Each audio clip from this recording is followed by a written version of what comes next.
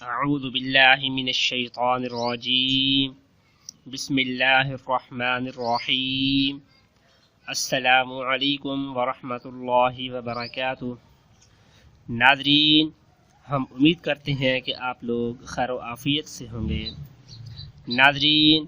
اس video کے اندر آپ کو ذی الحج کا چاند دیکھ کر ایک عمل کرنے کا آپ کو بتایا جا رہا ہے۔ جیسا کہ آپ کو معلوم ہے کہ ذی القعدہ ختم ہو رہا ہے اور جمعہ کے شام کو یا ہفتہ کے شام کو ذی الحج کا چاند نظر آ جائے گا، تو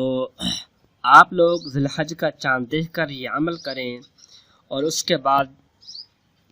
جو بھی دعا کریں انشاءاللہ وہ آپ کی دعا ضرور قبول ہوگی، اور اس عمل کی برکات سے آپ کے گھر میں خیر و برکت ہوگی اور جو آپ کا مقصد ہوگا وہ پورا ہوگا۔ وہ عمل یہ ہے، اللہ پاک کے دو نام ہیں، ایک ہے اللہ اور ایک ہے المجیب۔ یہ المجیب، یہ دو نام ہیں اللہ پاک کے، آپ نے پڑھنا ہے یا اللہ یا مجیب، یا اللہ یا مجیب۔ یہ عمل آپ نے کرنا اس طریقے سے ہے کہ جیسے ہی آپ کو ذی الحج کا چاند نظر آئے اس کے بعد رات کو 12 بجے سے پہلے آپ نے یہ عمل کرنا ہے۔ یعنی یہ لازمی نہیں ہے کہ چاند دیکھ کر فوری آپ عمل کریں، اگر آپ کو اس ٹائم نہیں ملا تو بعد میں بھی آپ کر سکتے ہیں،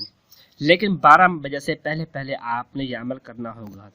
تو اس کا یہ ہے کہ آپ نے 4 رکعت نفل نماز پڑھنی ہے صلاۃ الحاجت، پھر اس کے بعد بیٹھ کر آپ نے 313 مرتبہ غزوہ بدر میں جو صحابہ کرام کی جماعت کی تعداد تھی اس کے مطابق 313 مرتبہ اللہ پاک کے نام یا اللہ یا مجیب، یا اللہ یا مجیب، اول آخر 3 مرتبہ درود پاک پڑھ کر اپنے مقصد کے لیے دعا کرنی ہے۔ اور آپ کا مقصد جو بھی ہوگا، بیٹی کا رشتہ نہیں ہو پا رہا، کاروبار میں آپ کو نقصان ہو رہا ہے، یا کہیں ویزے کے لیے آپ نے اپلائی کیا ہوا ہے، یا کوئی بھی آپ کا مقصد ہے، جاب کے لیے آپ نے اپلائی کیا ہوا ہے، الغرض جو بھی آپ کا مقصد ہے جو آپ کے ذہن میں ہے اس کا تصور کرتے ہوئے آپ یہ عمل کریں انشاءاللہ۔ پھر جو بھی دعا کریں گے آپ کی وہ دعا ضرور قبول ہوگی، اور جو بھی آپ کا مقصد ہے وہ پورا ہوگا۔ اور اس کے بعد شرط یہ ہے کہ آپ نے یہ عمل عید کی رات تک کرنا ہے،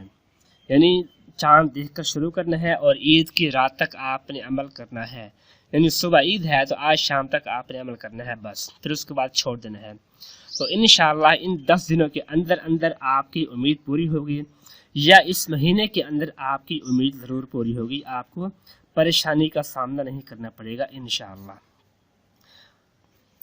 جیسا کہ آپ جانتے ہیں یہ ذی الحج کا مہینہ شروع ہو رہا ہے، تو ذی الحجہ کے کچھ 4 اعمال ہیں، اگر ان کی پابندی بھی ہم کریں تو انشاءاللہ ہماری بھی مشابہت حجاج کرام کے ساتھ ہو جائے گی، کہ اللہ پاک جن کو اپنے گھر لے کر گیا ہے تو ان کے ساتھ ہماری بھی مشابہت ہوگی، اور ان اعمال کی برکت سے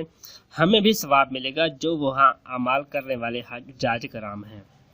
نمبر 1، حجاج کی مشابہت، کہ نبی کریم صلی اللہ علیہ وسلم کا ارشاد ہے کہ جب تم میں سے کسی کو قربانی کرنی ہو تو جس وقت وہ ذی الحجہ کا چاند دیکھے اس کے بعد اس کے لیے بال کاٹنا اور ناخن کاٹنا درست نہیں، چونکہ یہ حکم نبی کریم صلی اللہ علیہ وسلم سے منقول ہے، اس واسطے اس عمل کو مستحب قرار دیا گیا ہے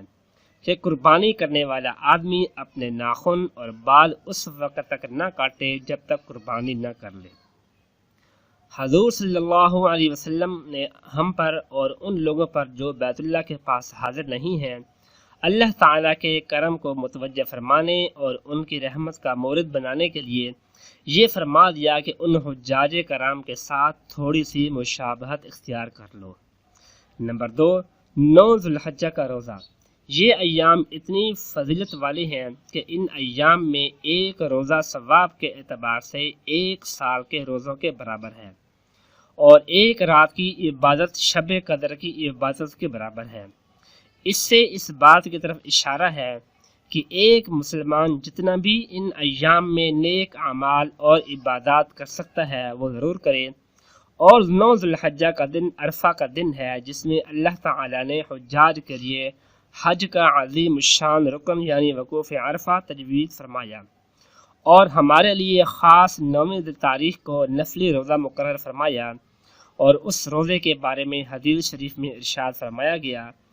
کہ عرفہ کے دن جو شخص روزہ رکھے تو مجھے اللہ تبارک و تعالیٰ کی ذات سے یہ امید ہے کہ اس کے 1 سال پہلے اور 1 سال بعد کے صغیرہ گناہوں کا کفارہ ہو جائے گا۔ نمبر 3، تکبیر تشریق۔ ان ایام میں تیسرا عمل تکبیر تشریق ہے، جو عرفہ کے دن نماز فجر سے شروع ہو کر 13 تاریخ کی نماز عصر تک جاری رہتا ہے، اور یہ تکبیر ہر فرض نماز کے بعد 1 مرتبہ پڑھنا واجب قرار دیا گیا ہے۔ وہ تکبیر یہ ہے: اللہ اکبر لا الہ الا اللہ واللہ اکبر وللہ الحمد۔ مردوں کے لیے اسے متوسط بلند آواز سے پڑھنا واجب ہے اور آہستہ آواز سے پڑھنا خلاف سنت ہے۔